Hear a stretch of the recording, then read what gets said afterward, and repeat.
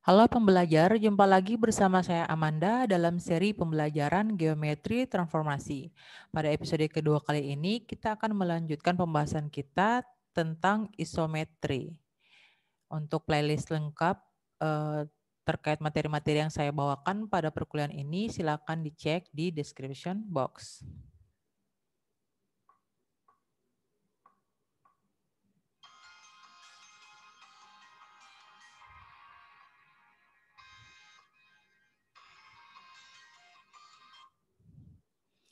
Oke, kemarin kita sudah memahami kalau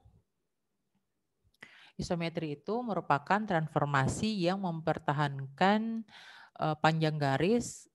Ya, jadi kalau kita punya dua buah titik dan titik itu dia ditransformasikan dan transformasi itu merupakan isometri, maka jarak antara kedua titik tersebut dan jarak antara bayangannya itu akan sama panjang. Ya, itu artinya dia transformasinya itu adalah isometri. Nah, di sini kita akan membahas beberapa teorema terkait isometri ini. Teorema yang pertama itu menyatakan kalau suatu isometri adalah kolineasi. Kita ingat lagi kolineasi kemarin itu merupakan transformasi yang mentransformasikan sebuah garis menjadi garis lagi. Ya, jadi untuk membuktikan teorema ini kita akan memulai dengan sebuah garis dan sebuah isometri. Ya.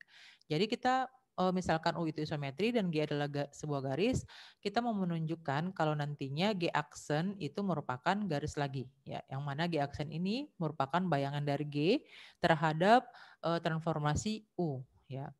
Nah, untuk menunjukkan G aksen ini merupakan garis, berarti kita memulai dengan ambil dua titik A dan B pada garis G. Nanti kita akan menunjukkan kalau bayangannya nanti A aksen dan B aksen itu akan berada pada garis G aksen ini atau akan membentuk garis G aksen. Nah, jadi kita setelah punya dua titik tadi, A dan B, kita punya A aksen yang merupakan bayangan dari A dan B aksen yang merupakan bayangan dari B terhadap transformasi U. Selanjutnya kita akan tarik garis T, yang mana T ini dia melalui A aksen dan B aksen. Yang mau kita tunjukkan adalah T ini sama dengan G aksen.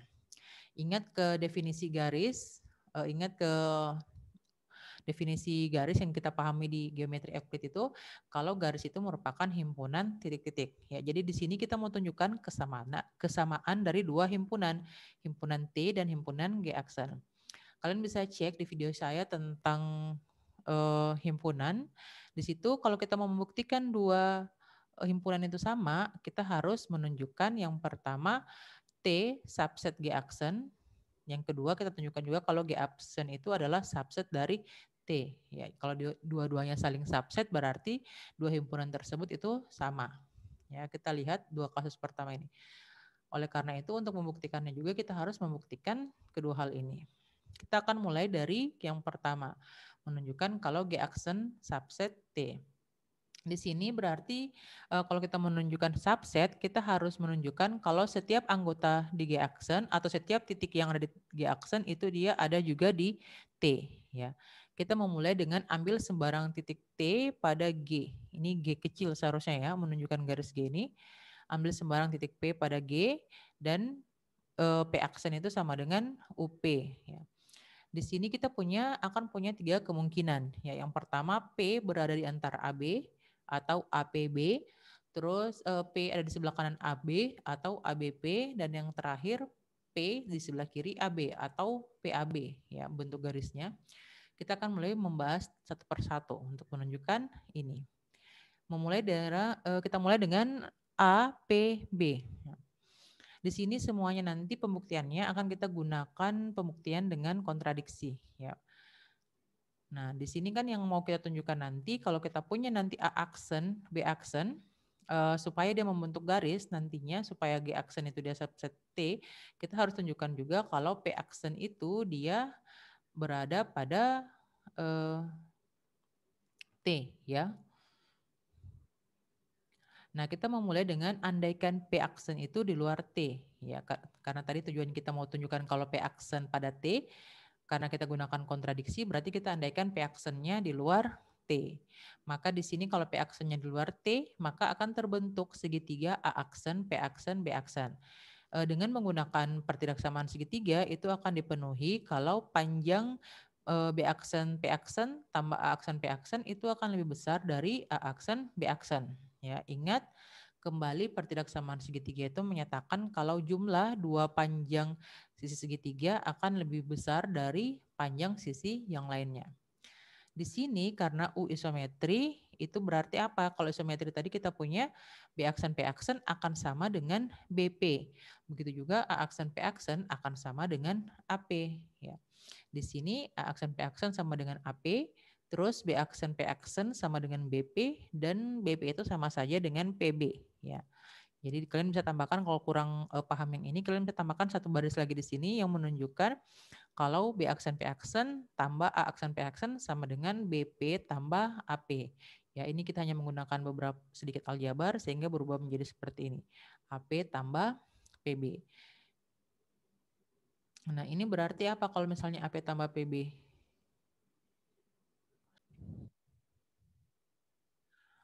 Oke, nah tadi kalau AP tambah PB artinya sama dengan AB ya. Kita ingat kembali tentang aksioma jarak. Kalau AP tambah PB itu berarti sama dengan AB.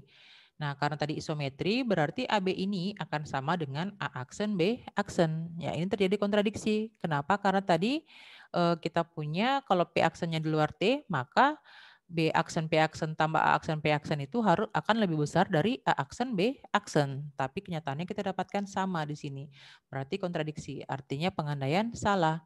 Artinya itu menunjukkan kalau P aksen itu pada T ya, dan A aksen, P aksen, B aksen berada pada satu garis. Oke, kita lihat kasus yang berikutnya PAB ya.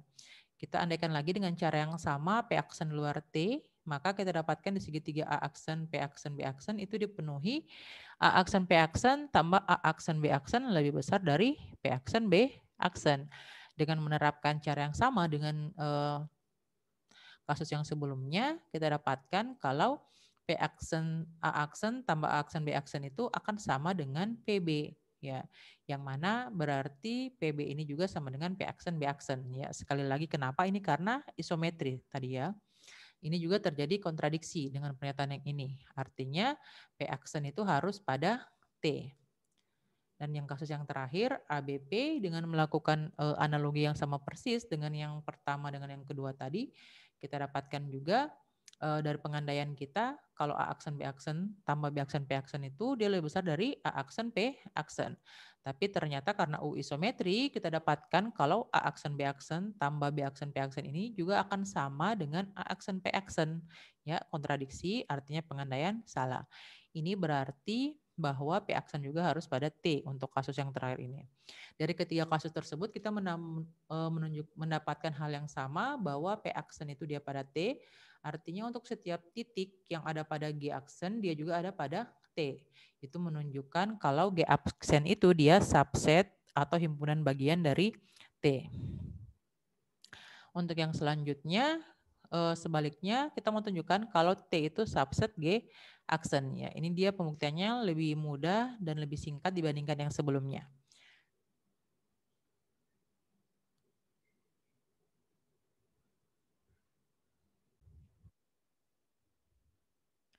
Nah, untuk yang sebaliknya pertama kita mulai dengan ambil sebarang titik Q pada T ya. Karena kita mau tunjukkan nanti T itu subset G aksen.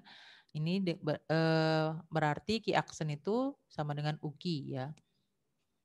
Jadi sini kita juga punya tiga kemungkinan, A aksen Q aksen B, atau A aksen B aksen Q aksen, atau Q aksen A aksen B aksen. Nah, di sini karena U bijektif maka ada Q aksen di G sedemikian sehingga UQ sama dengan Q ya. Jadi Q aksen itu dia di G ya sedemikian sehingga ini berlaku. Karena kenapa tadi U itu adalah transformasi dan transformasi itu pasti bijektif. Nah, dengan menggunakan pertidaksamaan segitiga seperti yang sudah kita gunakan tadi, kita dapat menunjukkan kalau Q itu harus pada G. Ya, ini berarti Q aksen yang sama dengan UQ tadi itu harus pada Q aksen sama dengan UG. Karena Q aksen juga pada G aksen, artinya T subset G aksen. Dari sini terbukti teorema kita yang menyatakan kalau isometri itu adalah kolineasi. Tapi pernyataan ini tidak berlaku sebelumnya, ya, tidak berlaku sebaliknya. Artinya kalau kita punya sebuah kolineasi, dia itu belum tentu isometri. Nah, di sini ada teorema kedua yang menyatakan kalau isometri itu mempertahankan besar sudut. Kalian bisa buktikan sebagai tugas. Begitu juga teorema ketiga, isometri mempertahankan kesejajaran. Di teorema ketiga ini saya akan menjelaskan pembuktiannya. Nah, kita lihat pembuktiannya. Kita mulai dengan memisalkan mengambil dua buah garis berbeda, garis G dan H. Dan di sini G itu sejajar H, ya, di mana UG sama dengan G aksen dan UH sama dengan H aksen. Tadi kita mau tunjukkan kalau isometri itu dia mempertahankan kesejajaran. Artinya yang mau kita tunjukkan itu adalah G aksen akan sejajar juga dengan H aksen.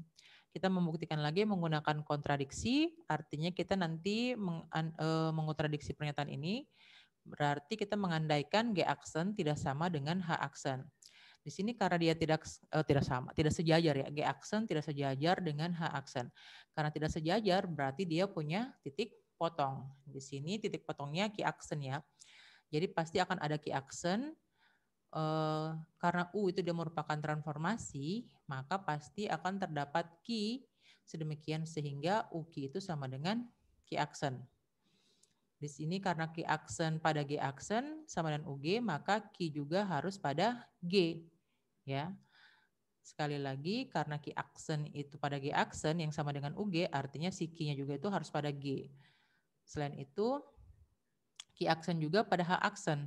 Ya, katanya titik potong, ingat, berarti Q juga harus pada H. Ya, ini artinya apa? Karena Q pada G dan H, artinya Q itu merupakan titik potong G dan H. Ini kontradiksi dengan apa yang kita punya kalau G itu harus sejajar dengan H. Ya, artinya pengandaian salah. Berarti yang benar adalah G aksen harus sejajar dengan H aksen.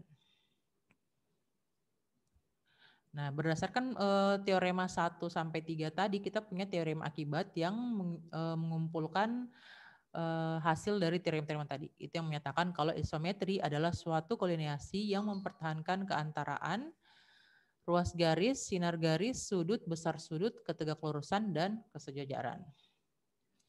Selanjutnya kita akan melihat contoh untuk menunjukkan atau membuktikan suatu transformasi tertentu itu dia merupakan isometri dan kolineasi. Ya, jadi di sini kita punya transformasi dengan rumus TP sama dengan Y, 4X untuk setiap P, X, Y di V, ya, titik P ya.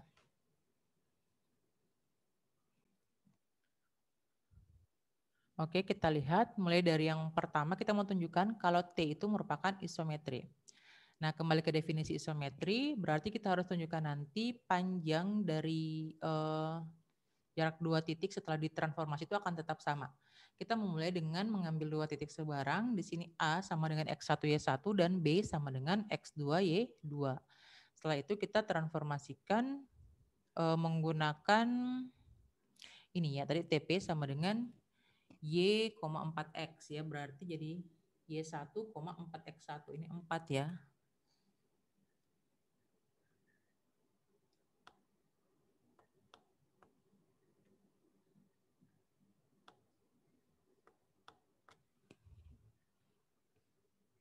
Oke, kita lihat berarti A aksen sama dengan TA itu jadi sama dengan Y1, 4X1.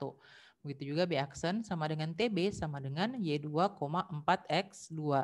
Kita mau tunjukkan kalau si T ini isometri atau bukan. Nah, kita cek berarti panjang AB dan panjang A aksen B aksen. Dengan menggunakan rumus jarak, kita dapatkan panjang AB itu sama dengan akar Y2 kurang Y1 kuadrat tambah X2 kurang X1 kuadrat. Sementara A aksen B aksen itu sama dengan akar Y2 kurang Y1 kuadrat tambah 4X2 kurang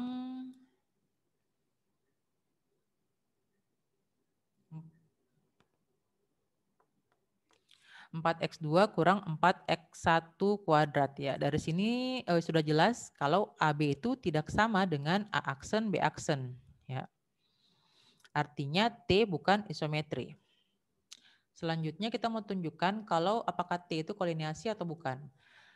Kolineasi berarti kita harus tunjukkan kalau dia dari sebuah garis itu akan menghasilkan garis lagi. Nah, di sini kalau kita punya TP sama dengan Y, 4X tadi, inverse-nya itu T inverse dari X, Y itu akan sama dengan X, seperempat Y. Ya. Di sini kita dapatkan kalau X aksen sama dengan Y, artinya Y sama dengan X aksen. Terus Y aksen sama dengan 4X, artinya X sama dengan seperempat Y aksen. Ya, ini untuk di daerah hasilnya. Nah, kita tahu kalau persamaan garis lurus itu sama dengan AX tambah BY tambah C sama dengan 0. Ya, ini persamaan garis yang awalnya ya. Setelah itu untuk mau tahu transformasinya adalah garis atau bukan, kita tinggal memasukkan yang ini tadi, kita substitusikan yang hasil bayangannya ini ke dalam persamaan umum garis ini. Nah, kita dapatkan A dikali seperempat Y aksen tambah B dikali X aksen tambah C sama dengan 0. Diperoleh seperempat A Y aksen tambah BX aksen tambah C sama dengan 0 ya. Yang mana ini juga merupakan bentuk dari persamaan garis lurus. Karena sama-sama garis berarti T itu merupakan kolineasi. Nah, yang terakhir kita mau tunjukkan titik tetap dan garis tetap pada transformasi T ini. Kita mulai dengan menunjukkan titik tetapnya ya. Jadi titik tetapnya itu adalah 0, titik O 0,0 ya, titik di sini. Jadi walaupun kita transformasikan dari Y sama dengan X ke Y sama dengan 4X, titik ini tidak akan berubah. Oke, jadi dia tetap menghasilkan transformasi itu akan tetap menghasilkan 0,0. T dari 0,0 akan sama 0,0. Selanjutnya kita mau cek garis tetapnya ya. Tadi dengan menggunakan yang kita sudah punya tadi, kalau T inverse dari X, Y itu sama dengan X, seperempat Y, terus kita substitusi ke persamaan umum garis, kita dapatkan nanti di sini, jadi dari hasil yang kita punya sebelumnya itu, yang mana tadi? Yang ini ya, nanti di sini kita semua akan kali dengan 4 ya, ini kali 4 jadi tinggal AY, terus ini kali 4 jadi 4BX, ini jadi tambah 4C. Ya, kita dapatkan persamaan yang ini. Sama dengan 0. Di sini kita dapatkan perbandingan untuk koefisiennya itu adalah 4B banding A banding 4C. Ya, itu akan sama dengan A banding B banding C. Kenapa sama? Tadi yang dimaksud dengan garis tetap itu adalah garis yang tidak berubah dari setelah ditransformasi ya. Jadi artinya dari ABC ini nanti perbandingannya itu harus sama dengan yang setelah ditransformasi ini. Oke.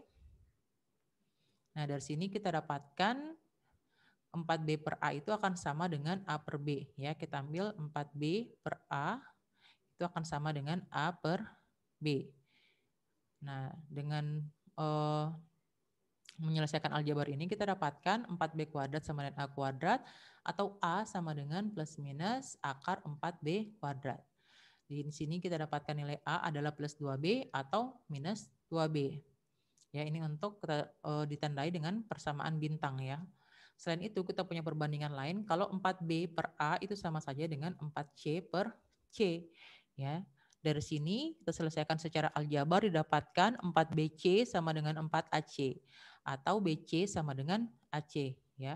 Dengan menyelesaikan ini pindah ruas ke sebelah kiri diperoleh B kurang A kali C itu sama dengan 0 ya, menggunakan sifat asosiatif. Nah, dari sini kita punya dua kemungkinan. Kalau bukan B kurang A yang sama dengan 0, berarti C yang sama dengan 0. Nah, kemungkinan pertama kalau B kurang A sama dengan 0 itu artinya B sama dengan A. Ini tidak mungkin ya. Karena kita punya tadi perbandingannya tidak sama di sini. Kemungkinan yang kedua adalah C sama dengan 0. Ya, kita jadikan ini sebagai persamaan kedua. Nah, artinya kalau C-nya sama dengan 0, berarti B tidak sama dengan A. Oke. Nah, kita tinggal substitusi selanjutnya dari persamaan yang bintang 1 dan bintang 2 ini pada persamaan garis yang kita punya. Ya. Dari situ berarti AX tambah BY tambah C sama dengan 0. Tadi kita punya C-nya sama dengan 0, tinggal AX tambah BY. Terus A-nya tadi kita dapatkan apa? Nah, A-nya bisa 2B dan bisa min 2B. Artinya kalau A-nya 2B, kita dapatkan persamaannya itu adalah 2X, kalau A-nya 2B berarti dapatkan 2X tambah Y, ya, sama dengan 0.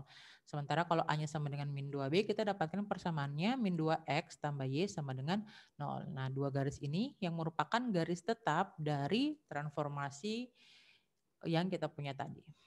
Oke, nah contoh tadi mengakhiri pembahasan saya tentang isometri. Jika ada yang kurang dipahami atau ada yang ingin ditanyakan, berikan pertanyaan di kolom komentar. Assalamualaikum warahmatullahi wabarakatuh.